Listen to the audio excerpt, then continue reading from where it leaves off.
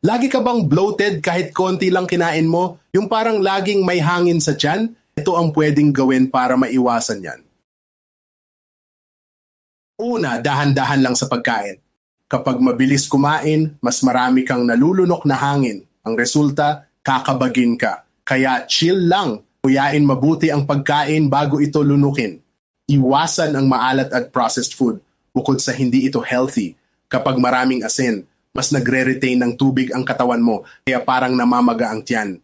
Check dairy and carbonated drinks. Kung lactose intolerant ka, pwedeng dairy ang cause. Soft drinks at sparkling drinks, direktang dagdag hangin sa tiyan kaya iwasan na agad.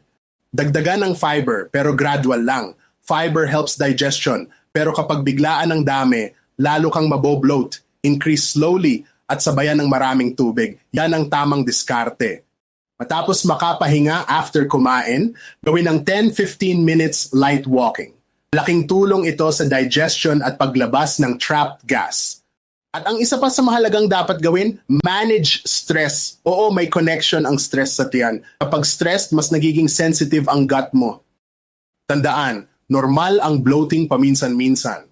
Pero kung napapansin mong napapadalas at may hindi komportableng pakiramdam, mainam na magpa-check sa eksperto. Share this video sa mga kilala mong laging bloated